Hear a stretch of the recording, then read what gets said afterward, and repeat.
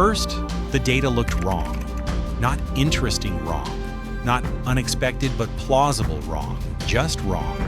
The kind of wrong that usually means a calibration error, a bad pixel, a timing glitch, something mundane that would be fixed by rerunning the pipeline and moving on. When the early detections of 3I Atlas began circulating quietly through internal channels, that was the assumption. Someone mistagged an object. Someone mismeasured its velocity. Someone forgot to subtract background noise. It happens all the time. Astronomy is full of ghosts created by software. So scientists did what they always do when something refuses to fit. They tried to dismiss it. 3I Atlas wasn't supposed to exist in the first place. Not like this. Objects that pass through the solar system follow rules, well-worn ones. Even interstellar visitors like Oumuamua or 2I/Borisov, strange as they were, still slotted roughly into expectations once the shock wore off. Their paths could be reconstructed. Their speeds made sense. Their behavior, while unusual, didn't repeatedly poke holes in basic assumptions. 3I Atlas did. The first issue was its motion. It wasn't just fast, plenty of things move fast. It was fast in a way that didn't line up cleanly with known gravitational interactions. The velocity vector didn't behave the way models predicted when traced backward. When astronomers ran simulations to see where it came from, the solutions sprawled uncomfortably, like equations that refused to converge. You could force a fit, but only by stretching assumptions to the edge of credibility. That alone would have earned a footnote, maybe a short paper. What made people uneasy was what happened next. As more observations came in, 3I Atlas didn't settle down. Its light curve, how its brightness changed over time, refused to smooth out. Normally, as you collect more data, the noise averages away and a clear pattern emerges. Here, the pattern kept changing. Small fluctuations appeared where none were expected. Then they disappeared. Then they reappeared slightly out of phase. At first, the explanation was easy. Irregular shape, tumbling rotation, uneven surface reflectivity, all very normal, especially for an object that may have spent millions of years drifting between stars. But when teams modeled those factors, the numbers still didn't quite match. You could explain one oddity, you could explain two. Explaining all of them at once started to feel like stacking excuses. Still, dismissal came naturally. Extraordinary claims require extraordinary evidence, and no one wanted to be the person who overreacted to a statistical hiccup. So the language stayed cautious. Words like artifact, bias, and selection effect appeared again and again in draft analyses. Emails circulated suggesting additional filtering, alternative reduction techniques, reprocessing with stricter thresholds. If you squeeze data hard enough, you can often make it behave. Except 3I Atlas didn't. Every time a new dataset was folded in, the same problems resurfaced. Independent instruments, different teams, separate software pipelines, all converged on results that were uncomfortably consistent. The anomalies weren't going away, they were repeating. That's when the second attempt at dismissal began. Reframing. Instead of asking, why is this object behaving strangely? Researchers asked, what category can we force this into? Maybe it was a fragment of a disrupted body. Maybe it was an unusually porous comet with outgassing patterns that mimicked non-gravitational acceleration. Maybe it was a binary system masquerading as a single source. Each idea bought a little breathing room. Each one also came with its own problems. For instance, outgassing should leave signatures, specific emissions, changes in spectrum, telltale jets.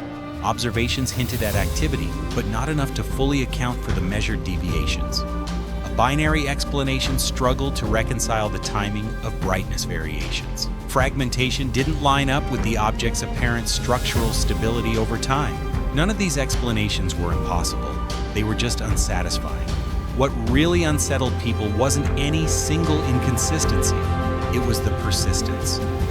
3I Atlas kept doing it again. Whatever it was. Whenever scientists thought they had it pinned down, adjust a model to fit one observational window, and the next window slipped through. Explain the motion, and the brightness misbehaved. Explain the brightness, and the trajectory raised its hand again. Quietly, the tone shifted. Internal discussions became more careful. less dismissive. Not because anyone wanted to sensationalize the object, but because ignoring it was starting to feel intellectually dishonest. The data were what they were. You could downplay them in public language, but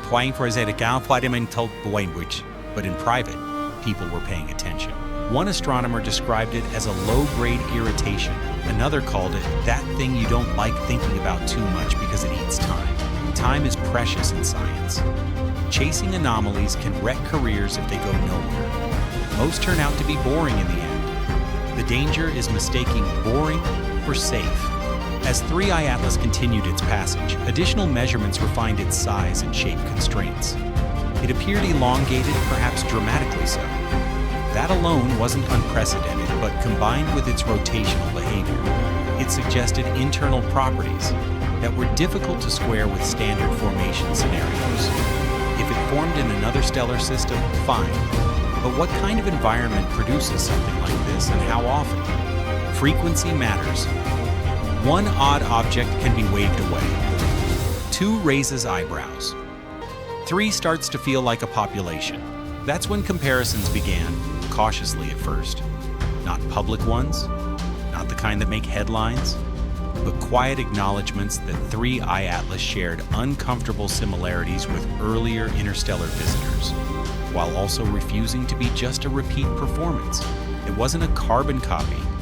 It was improved, sharper, more annoying. Some researchers joked darkly that the universe was messing with us. Others pushed back hard against any whiff of narrative thinking. Nature doesn't send messages. Objects don't refuse explanations. They just are. The discomfort, they argued, came from our incomplete models, not from anything inherently strange about 3I Atlas. That's probably true, almost certainly true. But here's the problem. Science progresses by expanding models when reality keeps bumping into their edges. And 3I Atlas was doing a lot of bumping. Attempts to fully dismiss it began to sound strained, even to the people making them. You could feel it in the phrasing of conference talks. Longer pauses, more qualifiers, slides that lingered on error bars a bit too long. The careful dance of acknowledging anomalies without giving them too much oxygen. Then, once again, 3I Atlas did it again. A new analysis, using a different observational window and a revised dynamical model, confirmed a subtle acceleration component that shouldn't have been there, at least not at the measured magnitude. It wasn't dramatic, it wasn't sci-fi. It was just enough to be annoying, enough to survive statistical scrutiny, enough that you couldn't pretend it vanished into noise. No single result flipped the table. That's not how science works. What changed was the cumulative weight, the sense that every attempt to make the object boring failed by a small but persistent margin. Death by 1,000 paper cuts. Publicly, the language remains restrained. No one serious is claiming impossible physics. No one is whispering about intelligence in peer-reviewed journals. But behind the restraint is something more interesting. Attention. Sustained, cautious, unwilling attention.